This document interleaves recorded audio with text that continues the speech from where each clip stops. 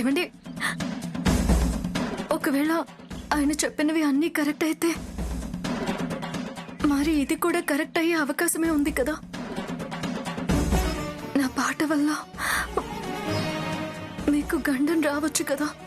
ఏంటి శ్యామ, నువ్వు కూడా మమ్మీలాగా ఆలోచిస్తావేంటి? జరగదు, అలాంటిదేమీ జరగదు. నీ పాటకి నా ప్రాణాలకి సంబంధం ఉండదు. అనవసరంగా మమ్మీలాగా నువ్వు కూడా భయపడకు. భయపడతానండి, నేను ఇలాగే భయపడతాను. నాకు ఆ స్వామీజీ మీద నమ్మకం ఉంది కాబట్టి నేను ఇలాగే భయపడతాను. అలాంటి వాళ్ళని నమ్మి భయపడడంలో అర్థం లేదు శ్యామ. నువ్వు ధైర్యంగా ఉండు.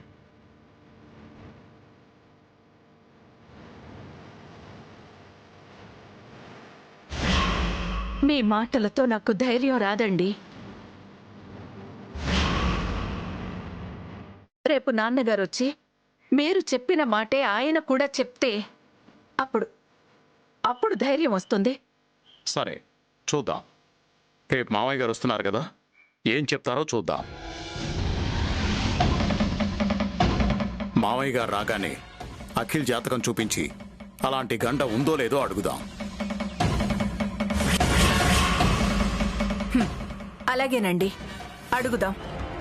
నాన్నగారు గనుక అఖిల్ జీవితంలో అలాంటి గండం ఉంది అని చెప్తే అప్పుడు మీరు కూడా నమ్ముతారా? నా భయాన్ని అప్పుడైనా అర్థం చేసుకుంటారా మీరు? నమ్ముతాను వసంత.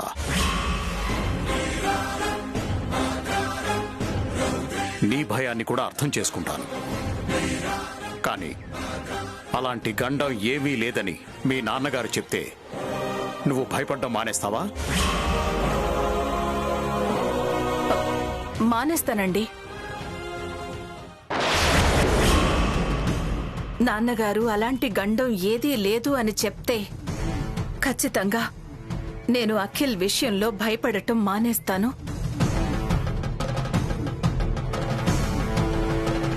ఓరి దేవుడో, రేపు గనక ఆయన అఖిల్ జాతకం చూసి అలాంటిదేమీ లేదు అంటే కొంప మునుగుతుంది. ఇంతకాలం భయపడ్డ వసంత భయం గాల్లో కలిసిపోతుంది.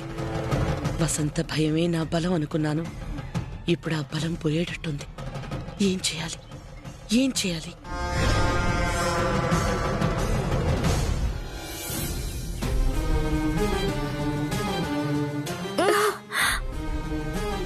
సారీ పిన్ని. పర్వాలేదులే నాన్న. ఏంటిది? పాంప్లెట్స్ పిన్ని, బయట పంచుతున్నారు.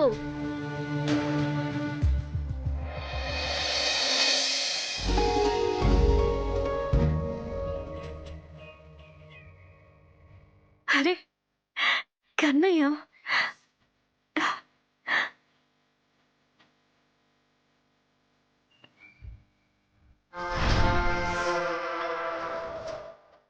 లక్షగళార్చన శ్రీనగర్ కాలనీలో వేయించేసి ఉన్న శ్రీ వేణుగోపాల స్వామి దేవాలయంలో 18/2/2022 లక్షగళార్చన ఏకాహ కార్యక్రమం జరుగుతున్నది. కృష్ణ భజనల యందు ఆసక్తి కలిగి ఆ కార్యక్రమంలో పాల్గొనదలిచిన భక్తులు ఈ నంబర్కి ఫోన్ చేసి తమ పేరుని రిజిస్టర్ చేసుకోగలరు.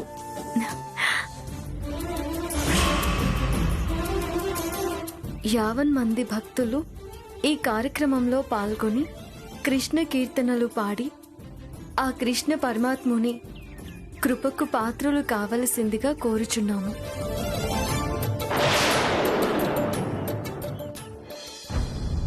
లేదు కన్నయ్య, ఆ కార్యక్రమంలో పాల్గొని నీ కీర్తనలు పాడే భాగ్యం నాకు లేదు. అలాంటి అదృష్టం నువ్వు నాకెప్పుడు ఇస్తావో ఏంటో.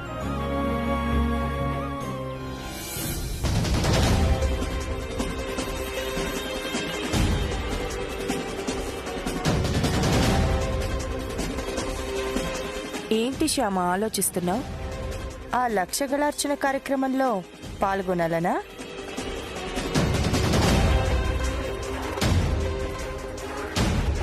అక్కడికి నీలాంటి కృష్ణ భక్తులు లక్షల మంది వస్తారు. వెళ్ళి నువ్వు కూడా పాల్గొను. అలా అంతమందితో కలిసి కృష్ణ భజనలు చేస్తే ఎంతో ఫలితం ఉంటుందంట. వెళ్ళు, నువ్వు కూడా వెళ్ళు. నేను వెళ్ళినా ఉపయోగం ఏమీ ఉండదు కదక్కా. నేనేం పాడలేను కదా. అవును కదా, నీకు పాడటం అస్సలు రాదు కదా. అవును, నాకు పాడడం అస్సలు రాదు. పోనీ ఈ పాంప్లెట్ ని రూపారాణికిద్దామా?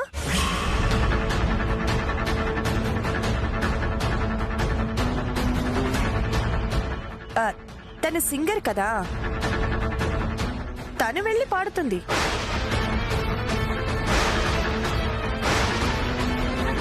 ఏది ఇటివ్వు ఆ పాంప్లెట్. తను కూడా పాడలేదక్కా. ఏ, తను సింగరే కదా. ఆ, అవును సింగరే. మరి ఎందుకు పాడలేదు? అంటే అక్క అది స్టేజ్ మీద పాటలు పాడే వాళ్ళందరూ ఇలాంటి భజన కార్యక్రమాల్లో పాడలేరు. అందుకే రూపారాణి ఎప్పుడు ఇలాంటి ప్రోగ్రామ్స్కి వెళ్ళదు.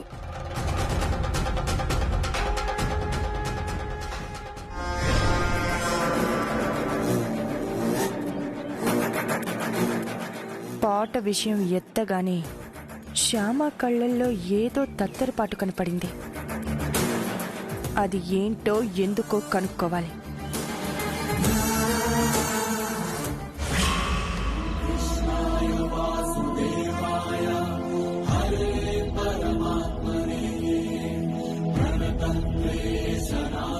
కన్నయ్య, నాకు ఊహ తెలిసినప్పటి నుంచి నీ కీర్తనలే పాడుతూ పెరిగాను. సప్త స్వరాలను నాకు వరంగా ఇచ్చింది నిన్ను కీర్తించడానికే అనుకున్నాను.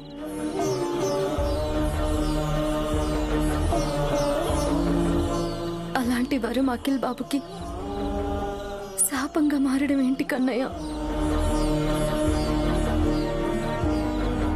నువ్విచ్చిన వరాన్ని నువ్వే శాపంగా మార్చావంటే నమ్మలేకపోతున్నాను కన్నయ్య. ఎక్కడో ఏదో పొరపాటు జరుగుంటుంది కన్నయ్య. రేపు తాతగారు అఖిల్ బాబు జాతకం చూసి అలాంటి గండం ఏదీ లేదు అని చెప్తే అదృష్టవంతులం. ఒకవేళ ఆ గండం నిజమే అని చెప్తే, అలా గనుక తాతగారు చెబితే ఆ క్షణం నుంచే నా గొంతులో నుంచి పాట బయటికి రాదు.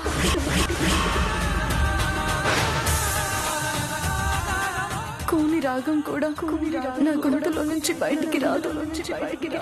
రానివ్వను. తప్పు శ్యామా, తప్పు.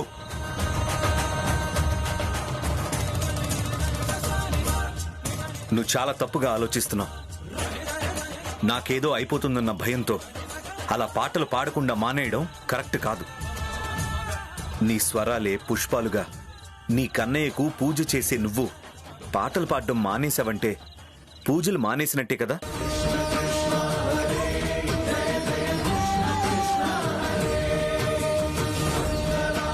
కానీ ఎలా పాడతాను అఖిల్ బాబు? నా పాట వల్ల మీకు గండం ఉందని తెలిసి కూడా ఎలా పాడతాను? అలాంటివి నమ్మొద్దు శ్యామ. అలాంటి స్వామీజీలు చెప్పే మాటలు గాని వాళ్ళు చెప్పే గండాల గురించి గాని అస్సలు నమ్మకూడదు. అయినా రేపు తాతయ్య గారు వస్తున్నారు కదా, ఆయన నా జాతకం చూసి అలాంటి గండం ఏం లేదని చెప్తారు. నువ్వు ధైర్యంగా ఉండు. ఆ కన్నయ్య దయవల్ల తాతయ్య గారు అలా చెప్తే అంతకన్నా ఇంకేం కావాలి అఖిల్ బాబు?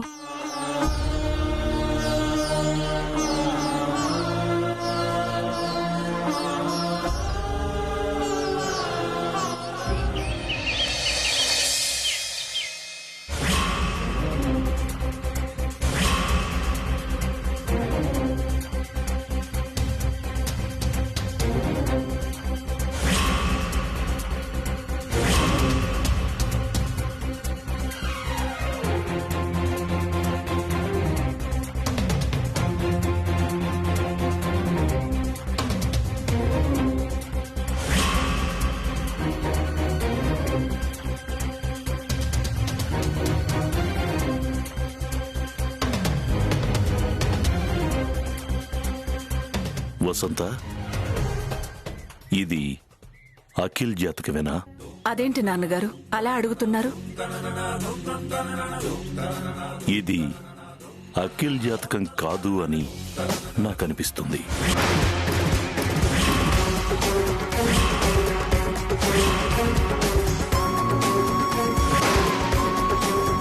లేదు నాన్నగారు, ఇది అఖిల్ జాతకమే. ఇంతకు ముందు నేను పరిశీలించిన జాతకం ఇదేనా? ఇదే నాన్నగారు.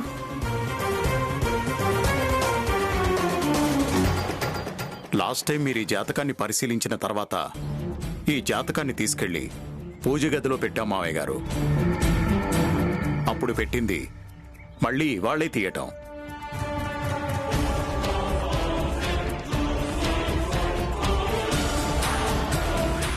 అంటే ఖచ్చితంగా ఇది అఖిల్ జాతకమే అంటారు. అవును మావయ్య గారు. అవునా?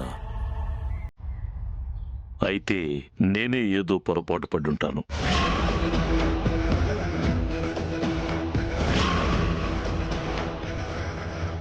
ఇంతకు ముందు ఈ జాతకం పరిశీలించినప్పుడు నేను ఈ కోణంలో చూసుండను.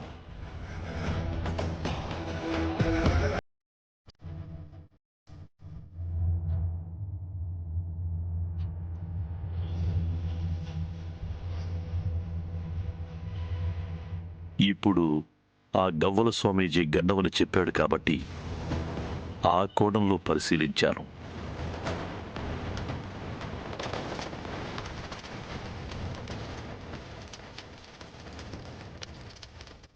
ఈ జాతకం ప్రకారం అఖిల్ జీవితంలోకి కళాకారులు వస్తే వాడికి ఖచ్చితంగా యమగండం ఉంటుంది.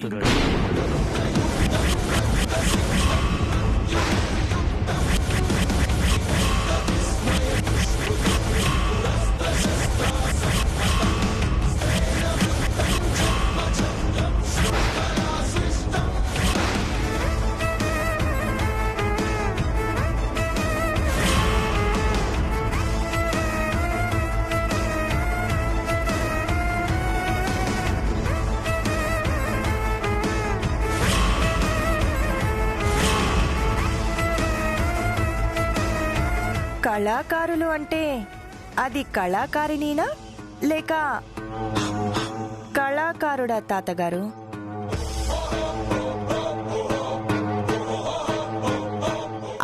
అంటే అఖిల్కి ప్రాణగండం ఉంది మగవాళ్ల వల్ల ఆడవాళ్ల వల్ల అని.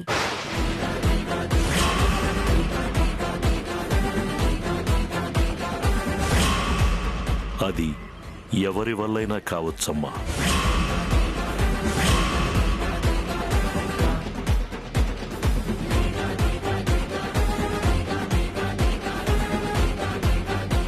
కళాకారుల వల్ల అని మాత్రం ఖచ్చితంగా చెప్పగలం.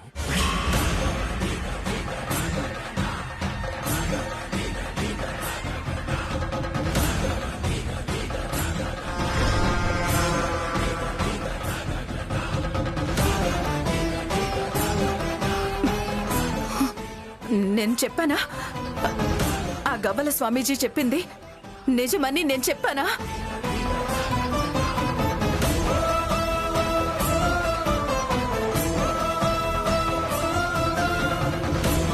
అతను మహిమగల స్వామీజీ అని నేను మీకు చెప్పానా?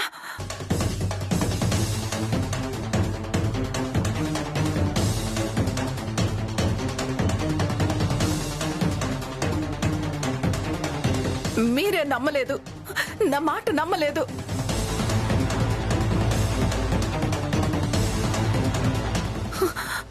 ఇప్పుడు నాన్నగారు కూడా ఇదే మాట చెప్తున్నారు చూడండి.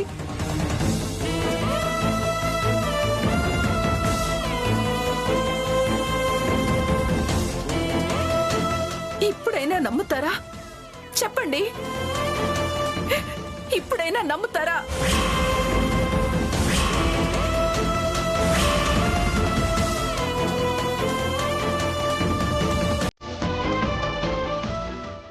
వసంత, నువ్వు ఆవేశపడకు. ఇది ఆవేశం కాదండి, భయం.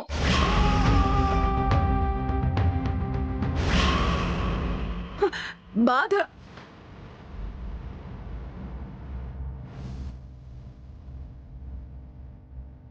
అఖిల్ బాబు జీవితంలోకి ఎటు పక్క నుంచి ఏ కళాకారులు వస్తారో అన్న భయం.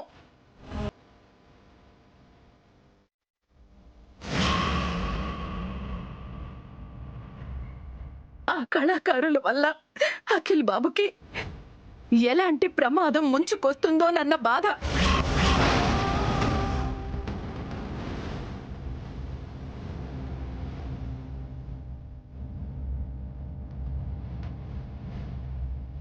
నాది మూఢ నమ్మకమని మీరు కొట్టి పడేశారు.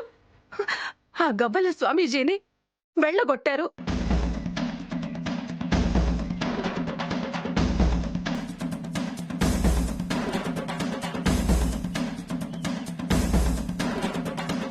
ఆయన ఉంటే కనీసం ఆయన్ని కలిసి ఈ సమస్యకి పరిష్కారమేంటో అడిగేవాళ్ళం. ఆ అవకాశం కూడా లేకుండా చేశారు మీరు.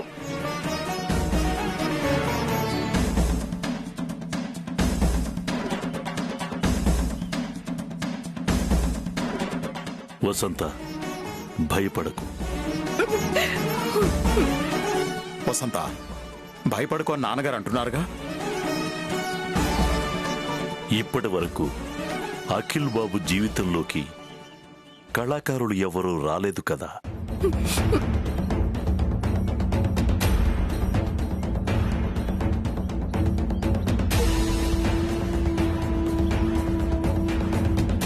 శ్యామ కళాకారునైతేం కాదు కదా, ఎందుకింక భయం?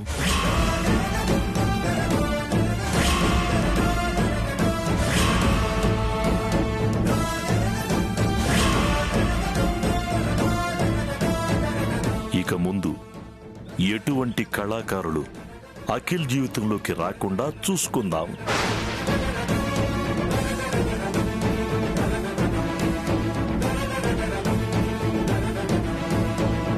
అది మన చేతుల్లో లేదు కదా నాన్నగారు.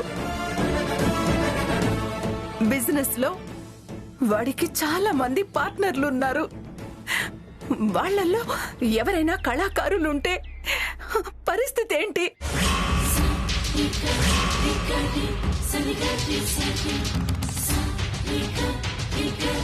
వసంత, సమస్య గురించి నువ్వు ఎక్కువగా ఆలోచించి భయపడి బాధపడి నీ ఆరోగ్యాన్ని పాడు చేసుకుంటున్నావు.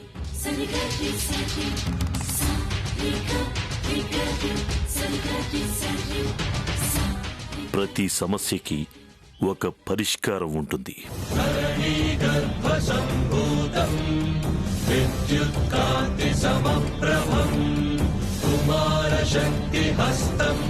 వీడి జాతకం ప్రకారం ఈ సమస్యకి ఏ పరిష్కారం ఉంది అనేది నేను విచారిస్తాను.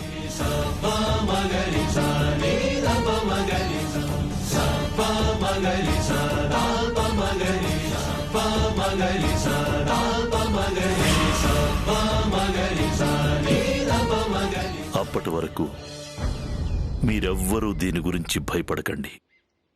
అందరూ ధైర్యంగా ఉండండి. ఊరుకో వసంత, ఊరుకో.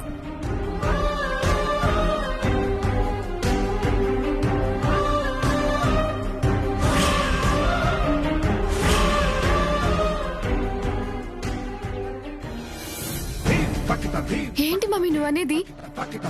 అఖిల్ జాతకం పేపర్స్ నువ్వు మార్చేసావా? నేనే మార్చేశాను.